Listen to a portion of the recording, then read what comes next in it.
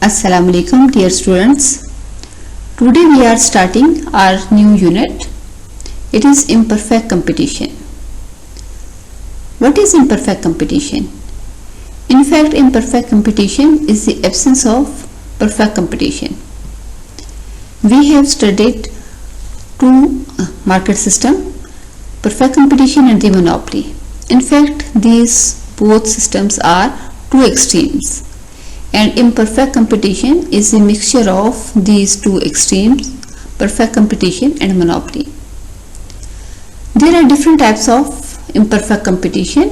नामुकम्मल मुकाबला, duopoly, oligopoly, monopolistic competition, दो चारा, चंद चारा और अचारा दराना मुकाबला.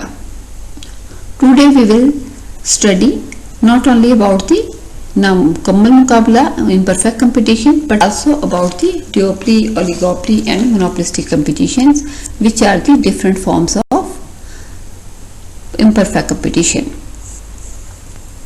So first of all we will study what is the imperfect competition. Imperfect competition is a market structure that does not meet all the conditions of perfect competition. Imperfect competition is a competitive market situation where there are many sellers but they are selling heterogeneous goods, dissimilar goods. It allows individuals, producers or consumers to exercise some control over market prices. So we may say that imperfect competition is the absence of the perfect competition. हमने पिछले जो chapters पढ़े उसमें मुकम्मल मुकाबला के बारे में, परफेक्ट कंपटीशन के बारे में पढ़ा. परफेक्ट कंपटीशन जो है वो चंद कंडीशंस पर बेस करता है, जैसे कि commodity homogeneity, price uniformity and the large number of sellers and buyers. अगर इनमें से ये जो 6 कंडीशंस हैं, अगर इनमें से कोई एक भी कंडीशन जो है वो गायब हो तो परफेक्ट कंपटीशन इम्परफेक्ट कंपटीशन में ढल जाता है. जैसे कि for example number of sellers. अगर कमोडिटी को प्रोड्यूस करने वाले सेलर्स और प्रोड्यूसर जो हैं वो अनलिमिटेड ना हो, बहुत लार्ज नंबर में ना हो, बल्कि वो जो है वो कम हो, जैसे कि 2 हो या चंद हो या चंद अचारादार हो, तो ये सारी की सारी सिचुएशन जो है वो नामुकम्मल मुकाबला कहलाती है. या कमोडिटी में जो है वो होमोजेनिटी ना पाई जाए, कमोडिटी हेटेरोजेनियस हो, हर फर्म जो है उसने अपनी कमोडिटी में कुछ इस तरह जो है वो डिस्क्रिमिनेशन कर रखी हो कि वो बज़ाहिर एक दूसरे से बहुत डिफरेंट नजर आती हो. चाची ये सबकी सब वो सिचुएशन है जिसकी वजह से एक फर्म को कुछ हद तक जो है वो कमोडिटी की प्राइस की डिटर्मिनेशन पर कंट्रोल हासिल हो जाता है, क्योंकि उसकी प्रोडक्शन दूसरी फर्म्स की प्रोडक्शन से डिफरेंट होती है. इसलिए वो उसकी जो है वो कई इन डिफरेंसेस की बुनियाद पर उसकी डिफरेंट प्राइस जो है वो चार्ज कर सकती है. चुनांचे यहाँ ना तो कमोडिटीज में नामुकम्मल मुकाबला इम्परफेक्ट कंपटीशन में ना तो हमें कमोडिटीज में जो है वो होमोजेनिटी नजर आती है, ना ही प्राइस में यूनिफॉर्मिटी नजर आती है, बल्कि कमोडिटीज भी डिफरेंट होती हैं और इसी डिफरेंस की बुनियाद पर उनकी डिफरेंट प्राइसेस जो है वो चार्ज कर सकती हैं. यहाँ हम देखेंगे कि नामुकम्मल मुकाबला की खसूसियात, characteristics of imperfect competition. The first one is the large number of sellers and buyers. फरोख्तकारों खरीदारों की बड़ी तादाद. यहाँ जो शे को खरीदने और बेचने वाले होते हैं वो बहुत ज्यादा तादाद में होते हैं. और इसके अलावा प्रोडक्ट डिफरेंशिएशन, ये एक खास जो है वो खसूसियत है जो कि सिर्फ और सिर्फ जो है नामुकम्मल मुकाबला में पाई जाती है. ये वो खसूसियत है जो कि ना तो आपको मोनोपोली में मिलेगी और ना ही जो है वो परफेक्ट कंपटीशन में. गोया शे जो है वो इम्तियाज शुदा शे है. हर फर्म ने जो है वो अपनी पैदा करदा शे में जो है वो किसी न किसी लिहाज से इम्तियाज या डिफरेंशिएशन पैदा कर रखी होती है. हो सकता है कि ये डिफरेंशिएशन जो है वो हकीकी भी हो सकती है और जो है वो मसनूई भी हो सकती है, लेकिन बहरहाल उसके अंदर जो है शे को एक दूसरे से जो है वो इम्तियाज दे रखा होता है. हर फर्म की पैदा करता शेयर दूसरी फर्म की पैदा करता शेयर से कई लिहाज से जो है वो मुख्तलिफ होती है। हर फर्म ने अपनी पैदा करता शेयर के रंग, साइज, उसकी पैकिंग, उसका स्टाइल और उसके अलावा जो है उसको जो मखसूस किस्म का ब्रांड दे रखा होता है उसके लिहाज से जो है दूसरी फर्म की पैदा करता शेयर से फर्क कर रखा होता है। फिर सेलिंग कॉस्ट, हर फर्म जो है उसको सेलिंग कॉस्ट का सामना होता है, यानी कि फरोख्तकारी जो है वो मसारिफ का सामना करना पड़ता है। क्योंकि हर फर्म की पैदा करता शेयर दूसरी फर्म की पैदा करता शेयर से डिफरेंट है, इसलिए अपनी कमोडिटी की डिमांड को सार्फिन में बढ़ाने के लिए उसको कुछ सेलिंग कॉस्ट का सामना करना पड़ता है। सेलिंग कॉस्ट से मुराद है कि जैसे कि वो अपनी कमोडिटी की सेल को इंक्रीज करने के लिए कुछ पुरकशिश किस्म के तरगीबात और इंसेंटिव जो है वो अपनी कमोडिटी के साथ जो है वो अटैच करे, या इसके अलावा ये भी कि वो इस एडवर्टाइजमेंट पर खर्च करें। ये सब के सब जो है वो सेलिंग कॉस्ट पे फॉल करते हैं। फिर इसके अलावा नामुकम्मल मुकाबला की एक अहम खसूसियत फ्री एंट्री एंड एग्जिट, यानी कि आजादाना दाखिला और खरूज जो है वो अलाउड होता है। हर फर्म जो उस फर्म में किसी इंडस्ट्री में दाखिल होना चाहे या उस इंडस्ट्री को छोड़कर जाना चाहे तो उस पर किसी भी किस्म की कोई जो है वो पाबंदी आयद नहीं की जाती, ना तो सोशली और ना ही गवर्नमेंट की तरफ से। अब चूंकि नामुकम्मल मुकाबला में इम्परफेक्ट कंपटीशन में कमोडिटीज हर फर्म की पैदा करता शेयर दूसरी फर्म की पैदा करता शेयर से मुख्तलिफ होती है, इसलिए उनको अपनी कमोडिटी की कीमत पर जो है वो कुछ हद तक इख्तियार हासिल होता है। वो अपनी मर्जी से जो है वो अपनी शेयर की कीमत जो है वो चार्ज कर सकते हैं। अलबत्ता कीमत को जो है वो तय करने का ये जो इख्तियार है ये लामहदूद नौइयत का नहीं होता, क्योंकि जो कमोडिटीज होती हैं वो एक दूसरे का बहुत क्लोज सब्स्टिट्यूट होती हैं। इसलिए अगर वो अपनी कमोडिटी की बहुत ज्यादा कीमत चार्ज करेंगे तो लोग उनकी पैदा करता शेयर को छोड़कर दूसरी फर्म की पैदा करता चीजों को खरीदना शुरू कर देंगे। And we may say that the imperfect competition is a blend of perfect competition and monopoly. गोया नामुकम्मल मुकाबला जो है वो इजारादारी और मुकम्मल मुकाबला का इम्तियाज है। तो ये इनका बेहतरीन जो है वो इम्तिजाज है, क्योंकि इजारादारी और मुकम्मल मुकाबला दो एक्सट्रीम के नाम हैं। इजारादारी से मुराद है only a single entrepreneur, share को पैदा करने वाला सिर्फ एक ही जो है वो प्रोड्यूसर होता है, जबकि मुकम्मल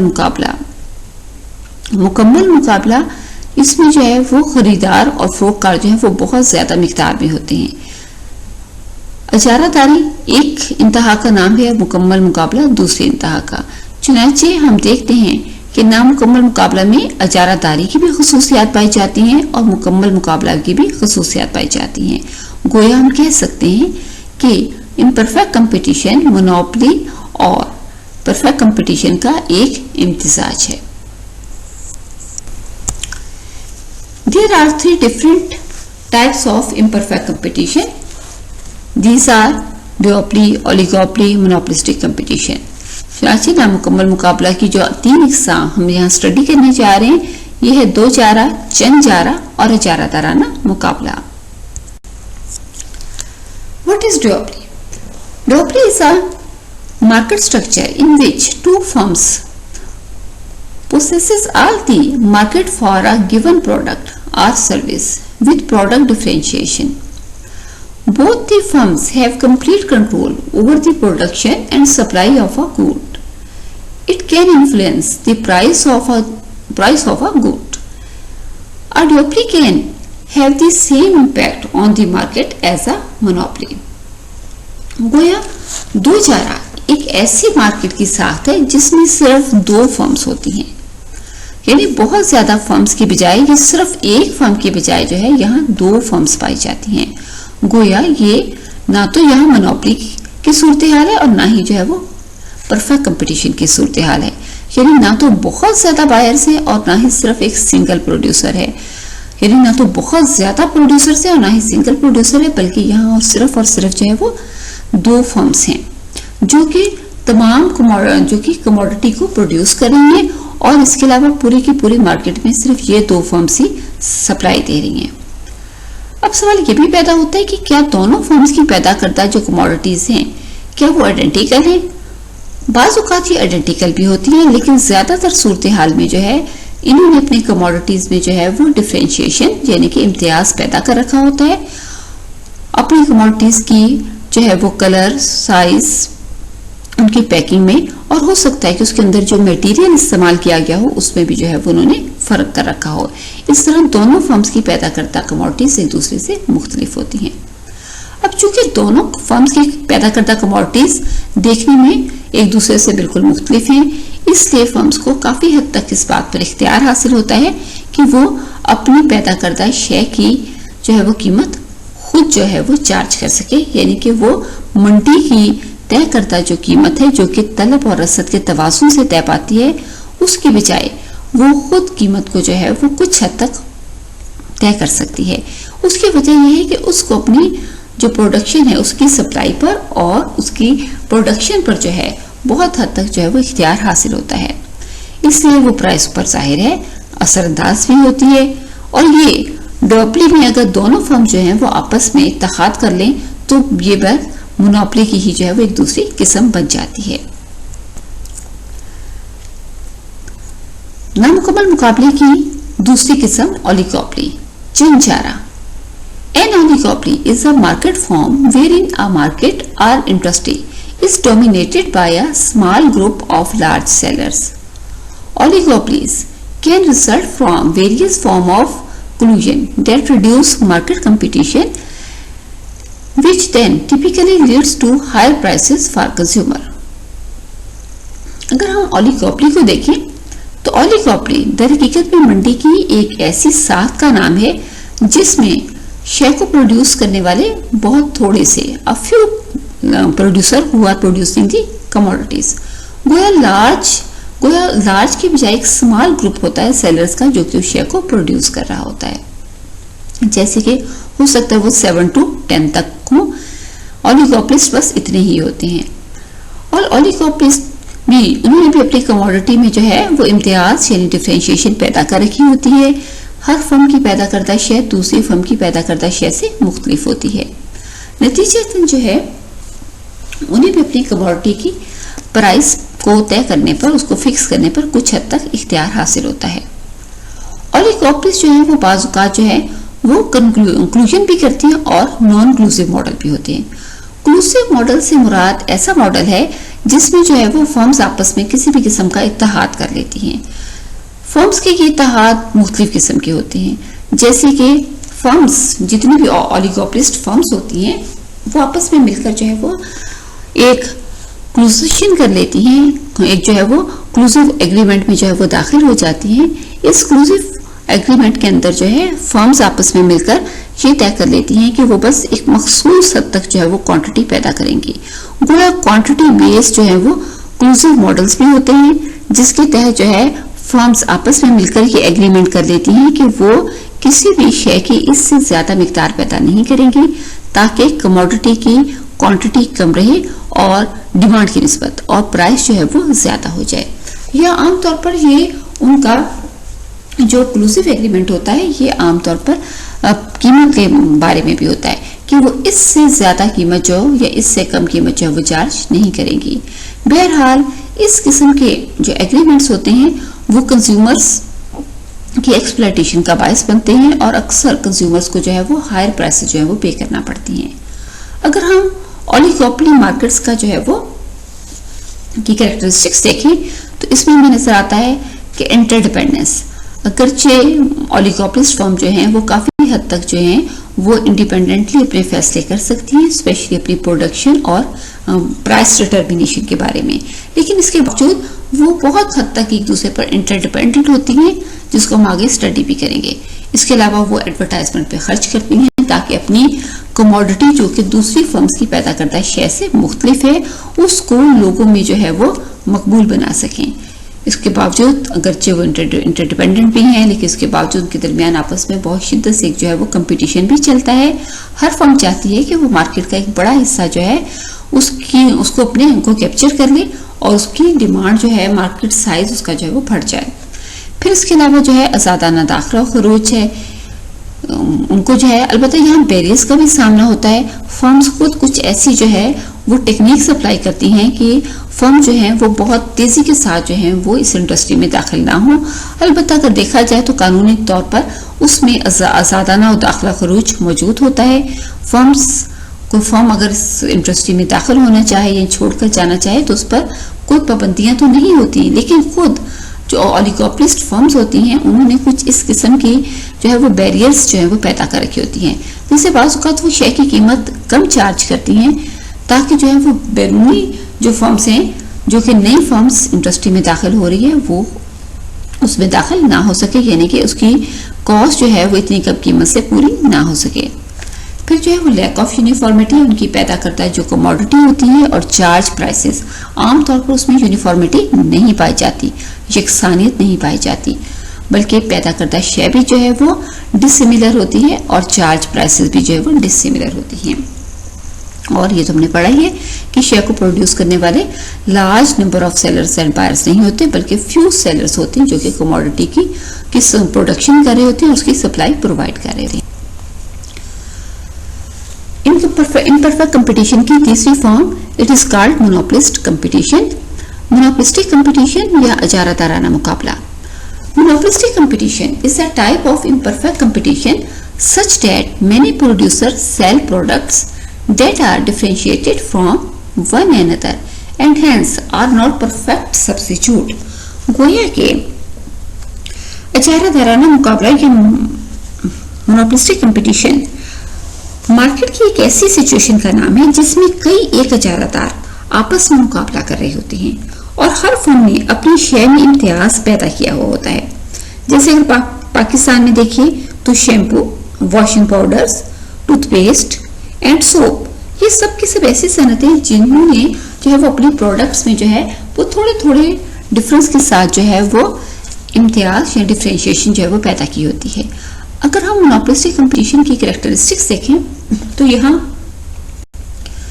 large number of buyers, free and trade exit, some control over prices and heavy expenditures on advertising and other selling cost, product variations and product differentiation। हम इन तमाम characteristics के बारे में आगे in detail स्टडी करें। There are some properties of monopolistic competition। इजारादाराना मुकाबला की खसूसियात, large number of buyers and the sellers, share को खरीदने और बेचने वाले जो हैं उनकी तादाद बहुत ज्यादा होती है, यानी बहुत सारे जो है वो इजारादार जो हैं वो मार्केट में जो है वो कमोडिटीज की जो है वो सप्लाई फ्राहम कर रहे होते हैं। एंड द प्रोडक्ट डिफरेंशिएशन, जो शेयर होती है वो इम्तियाज शुदा होती है, यानी हर फर्म ने जो है वो अपनी पैदा करदा शेयर में थोड़ा थोड़ा जो है वो फर्क कर रखा होता है। गोया यहाँ इजारादाराना मुकाबला में तमाम इकसाम जो है वो मुख्तलिफ किस्म के ब्रांड के साथ वाबस्ता होती हैं। हर फर्म इस कोशिश में होती है कि वो अपनी अपनी शेयर में किसी न किसी फर्क को बरकरार रखे ताकि उसकी शेयर दूसरों से मुनफरिद और अलग नजर आए।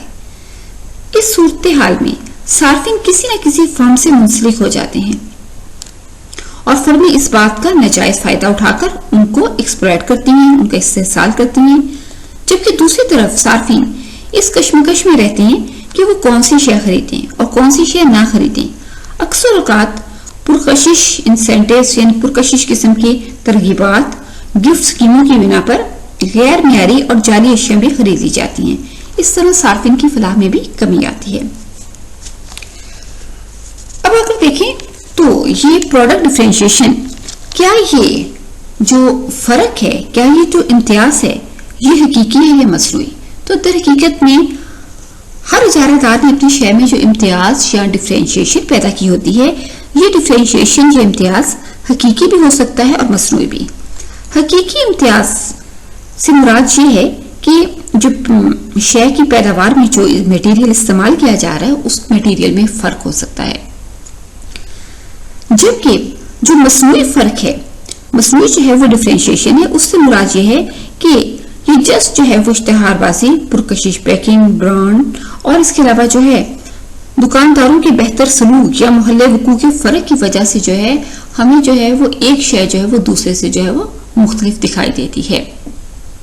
जैसे कि देखिए, मुख्तलिफ कंपनीज के जो है वो ब्रांड डिफरेंट होते हैं, लेकिन ये क्या हो सकता है, अंतर जो है वो कमोडिटीज जो है वो सेम ही हो, उनका मटेरियल सेम ही हो, लेकिन जस्ट जो है वो कमोडिटी के कलर, उसकी पैकिंग, उसके साइज और इस तरह की जो है वो बहुत सारी जो है वो दूसरी अट्रैक्टिव किस्म की जो है वो पैकिंग के जरिए एक शय दूसरे से जो है वो मुख्तलिफ कर दी जाती है। बहरहाल कमोडिटीज की डिफरेंशिएशन की बुनियाद पर, इम्तियाजशुदा शय की बुनियाद पर एक फर्म जो है अपनी पैदा करदा शय को दूसरे से जो है वो मुख्तलिफ बना लेती है। और इसके अलावा जो है कमोडिटीज जो है वो जो अशिया फरोख्त करती हैं वो एक दूसरे का जो है वो क्लोज सब्स्टिट्यूट होती हैं। ये बात याद रखने की है कि वो एक दूसरे का क्लोज सब्स्टिट्यूट हैं, लेकिन वो परफेक्ट सब्स्टिट्यूट नहीं है। मिसाल के तौर पर सोप, हम मुख्तलिफ किस्म के सोप इस्तेमाल करते हैं, जैसे लक्स है, कैप्री है, लाइफबॉय है। अब ये सारे के सारे जो सोप्स हैं वो क्या हैं, वो एक दूसरे का क्लोज सब्स्टिट्यूट हैं। हम एक की बजाय दूसरे को इस्तेमाल कर सकते हैं, वो हमारी एक ही जरूरत को पूरा करते हैं, लेकिन वो परफेक्ट सब्स्टिट्यूट नहीं है क्योंकि वो बिल्कुल आइडेंटिकल नहीं है। एक कंज्यूमर जो कि लक्स सोप को इस्तेमाल करने का आदी है, वो बहुत मुश्किल से स्विच ऑफ कर सकेगा टुवर्ड्स लाइफबॉय। तो गोया कि इस तरह जो है लोग अपनी जो है वो पैदा करदा अपनी जो इस्तेमाल शुदा शय है उसके लिए जो है उसके आदी हो जाते हैं। इसलिए ये फर्मों की पैदा करदा चीजें जो हैं वो एक दूसरे का क्लोज सब्स्टिट्यूट तो हो सकती हैं, लेकिन वो परफेक्ट सब्स्टिट्यूट नहीं होती। फिर क्लोज सब्स्टिट्यूट के सिलसिले में हम देखते हैं कि कमोडिटीज एक दूसरे का जो है मुख्तलिफ फर्मों की पैदा करदा चीजें जो कि हमारी एक ही जरूरत को पूरा कर रही होती हैं, वो एक दूसरे का इकोनॉमिक सब्स्टिट्यूट भी होती हैं और टेक्निकल सब्स्टिट्यूट भी होती हैं। इकोनॉमिक सब्स्टिट्यूट से मुराद ये है, सबसे पहले हम टेक्निकल सब्स्टिट्यूट के बारे में पढ़ते हैं। टेक्निकल सब्स्टिट्यूट या तकनीकी नेमल बदल से मुराद ये है कि कमोडिटीज हमारी एक ही जरूरत को पूरा कर रही हैं। जैसे कि अगर हम गाड़ी की मिसालें, कार्स, जैसे कि हर मुख्तलिफ कंपनीज की पैदा करदा कारी वो एक दूसरे का टेक्निकल सब्स्टिट्यूट है, क्योंकि वो हमारी जो है वो सफर की जरूरत, एक जगह से दूसरी जगह ट्रांसपोर्ट की जो जरूरत है उसको पूरा करती हैं। जैसे कि सिटी है, जैसे कि करोला है, या इसके अलावा जो है वो सुजुकी गाड़ी है, सुजुकी मेहरान है, ये सब के सब जो है वो हमारे टेक्निक आपस में एक दूसरे के टेक्निकल सब्स्टिट्यूट है, क्योंकि वो हमारी एक ही जरूरत को पूरा करती हैं। लेकिन इकोनॉमिक सब्स्टिट्यूट से मुराद ये है कि कमोडिटीज जो हैं वो न सिर्फ एक दूसरे का टेक्निकल सब्स्टिट्यूट है, बल्कि वो एक ही प्राइस की हामिल है, यानी उनकी कीमतें भी जो है वो मिलती जुलती हैं। चुनांचे ऐसी सूरत हाल में हम देखेंगे कि जैसे कि मैंने भी एग्जांपल दी, तो सिटी और करोला बहुत हद तक जो है वो एक दूसरे का इकोनॉमिक सब्स्टिट्यूट तो हो सकती हैं, ये इकोनॉमिक सब्स्टिट्यूट है, लेकिन अगर हम सुजुकी मेहरान को देखें तो सुजुकी मेहरान जो है वो इन दोनों का इकोनॉमिक सब्स्टिट्यूट नहीं है, क्योंकि दोनों की कीमत में बहुत ज्यादा फर्क पाया जाता है। चुनांचे अगर कमोडिटीज हमारी एक ही जरूरत को पूरा कर रही हैं तो वो सारी की सारी एक दूसरे का टेक्निकल सब्स्टिट्यूट है, लेकिन वो एक दूसरे के इकोनॉमिक सब्स्टिट्यूट उसी वक्त कहलाएंगी जबकि उनकी प्राइस भी जो है वो एक जैसी होगी। And some control on price, अचारा तराना मुकाबला की एक दूसरी खसूसियत यह है कि फर्म्स को जो है वो अपनी पैदा करदा शय की जो कीमत, पैदा करदा जो शय है उसकी कीमत पर बहुत हद तक जो है वो कंट्रोल हासिल होता है, लेकिन ये कंट्रोल जो है वो महदूद नौयत का होता है, यानी लिमिटेड कंट्रोल होता है, अनलिमिटेड नहीं होता। हम जानते हैं कि अचारादारी या मोनोपोली में एक अचारादार को शय की जो कीमत है उस पर अनलिमिटेड कंट्रोल हासिल है, वो प्राइस मेकर है, वो जिस तरह चाहे जो है वो शय की कीमत को जो है वो कम या ज्यादा जो है वो चार्ज कर सकता है। उसका कोई करीबी जो है कोई और फॉर्म होती ही नहीं है जो कि उसको चैलेंज कर सके। जब परफेक्ट कंपटीशन बिल्कुल डिफरेंट सूरत हाल है, वहां एक फर्म को अपनी पैदा करता जो शय है उसकी कीमत पर कोई कंट्रोल हासिल नहीं होता, बल्कि मंडी की जो तलब और रसद है उसके तवाजुन से जो कीमत तय पाती है वही जो है वो मुकम्मल मुकाबला की फर्म जो है वो अडॉप्ट करती है, गोया वो प्राइसर होती है। लेकिन यहाँ इजारादाराना मुकाबला में दोनों सूरत हाल की कुछ मिक्स सिचुएशन पाई जाती है। यहाँ इजारादाराना फर्म को जो है वो इजारादारी की तरह शय की कीमत पर इख्तियार तो हासिल होता है, यानी वो अपनी कीमत को कम और ज्यादा कर सकती है, लेकिन ये इख्तियार जो है वो अनलिमिटेड जो है वो नहीं होता। इसलिए क्योंकि फर्में जो है वो इम्तियाजशुदा शेयर को फरोख्त कर रही होती हैं, इसलिए इस बिना पर हर फर्म की पोजीशन काफी हद तक मजबूत होती है और वो कुछ हद तक शेयर की कीमत पर असरअंदाज हो सकती है। लेकिन इसे शेयर की कीमत और पैदावार के तयन के बारे में लामहदूद इख्तियारात हासिल नहीं होते, बल्कि शेयर की कीमत के तयन के सिलसिले में हर फर्म को जो दूसरी फर्मों की कीमत के बारे में हिकमत अमली है उसको भी वो कंसीडर करना पड़ता है। गोया जब भी एक फर्म अपनी पैदा करदा शेयर की कीमत को तय करने लगेगी या उसकी क्वांटिटी को तय करने लगेगी तो वो दूसरे फर्मों की भी हिकमत अमली को सामने रखेगी कि दूसरी फर्म वो क्या पॉलिसी अडॉप्ट कर रही हैं, वो शेयर की क्या कीमत चार्ज कर रही है, शेयर की कितनी क्वांटिटी वो सेल कर रही हैं। इसके अलावा मोनोपोलिस्टिक कंपटीशन की अगर हम दूसरी प्रॉपर्टीज को देखें तो उसमें है एक इंपॉर्टेंट प्रोडक्ट ग्रुप। चैम्बरलिन ने जब ये इजारादाराना मुकाबला का या मोनोपोलिस्टिक कंपटीशन का मॉडल वो मुतारिफ करवाया तो उसने वो इंडस्ट्री के बजाय वो प्रोडक्ट ग्रुप का वो इस्तिलाह इस्तेमाल की। इंडस्ट्री और फर्म का फर्क हम जानते हैं। फर्म किसी शेयर को पैदा करने वाला एक इदारा, जबकि इंडस्ट्री से मुराद है कि उस शेयर को पैदा करने वाली तमाम तर फर्मों को जमा कर लिया जाए तो वो उस शेयर की इंडस्ट्री कहलाती है। यहाँ चूंकि फर्में एक जैसे आइडेंटिकल शेयर पैदा नहीं कर रही बल्कि वो एक दूसरे के क्लोज सब्स्टिट्यूट पैदा कर रही हैं। चुनाचे चैम्बरलिन ने वो सनद के बजाय प्रोडक्ट ग्रुप का लफ्ज इस्तेमाल किया। प्रोडक्ट ग्रुप से मुराद दर हकीकत में उन तमाम फर्मों का वो मजमुआ है जो कि इम्तियाजशुदा शेयर यानी डिफरेंशिएटेड कमोडिटीज पैदा कर रही हैं, ऐसी चीजें पैदा कर रही हैं जो कि एक दूसरे का बहुत क्लोज सब्स्टिट्यूट हैं। फिर इसके अलावा डिटरमिनेंट्स ऑफ डिमांड, यहाँ चैम्बरलिन ने कहा कि किसी शेयर की जो डिमांड का इंसार सिर्फ और सिर्फ कीमत पर नहीं होता, बल्कि जब एक कंज्यूमर शेयर को तलब करता है तो वो तलब करते वक्त सिर्फ और सिर्फ शेयर की कीमत को सामने नहीं रखता बल्कि वो और भी बहुत सारी दूसरी चीजों से मुतासिर होता है। उसकी तलब उस शेयर के स्टाइल से, दुकानदारों और सेल्समैन के वो हुस्न सलूक से और इसके अलावा फर्म की दूसरी सेलिंग एक्टिविटीज हैं यानी फरोख्तकारी की खिदमात हैं उनसे भी वो मुतासिर होती है उसकी तलब। जैसे कि फरोख्तकारी अगर हम खिदमात देखें तो उसके साथ उसने बाजुकाश कमोडिटी के साथ वो कुछ ना कुछ वो अट्रैक्टिव स्कीम्स वो अटैच कर दी जाती हैं। जैसे कि अगर हम देखें तो एक हमारे पास अगर नेशनल कंपनी की वो केचप का एक 1 kg का एक पैक है उसके साथ वो आमतौर पर कोई नेशनल कंपनी का ही चाट मसाला वो अटैच कर दिया जाता है। इस तरह अट्रैक्टिव स्कीम्स मुतारफ करवाई जाती हैं। ये फर्म की वो सेलिंग एक्टिविटीज का हिस्सा होती है, फरोख्तकारी खिदमात का हिस्सा होती हैं। इस किस्म की एक्टिविटीज, इस किस्म की अट्रैक्टिव स्कीम्स होती हैं ये भी तलब को मुतासिर करती हैं। गोया तलब अगरचे कीमत से तो मुतासिर होती है लेकिन इसके अलावा तलब को ये सारे के सारे फैक्टर्स भी मुतासिर करते हैं। इजारादाराना मुकाबला में एवरेज रेवेन्यू और मार्जिन रेवेन्यू के कर्व वो मनफी रुझान रखते हैं।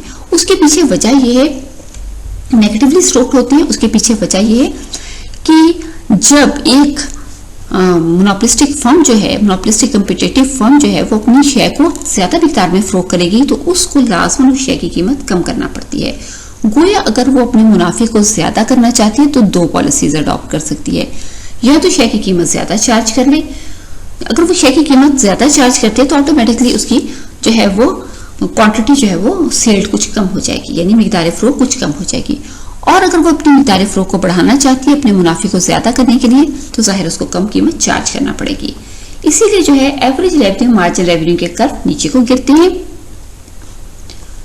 फिर इसके अलावा इसमें डिमांड कर्व है वो कंपैरेटिवली मोर इलास्टिक है।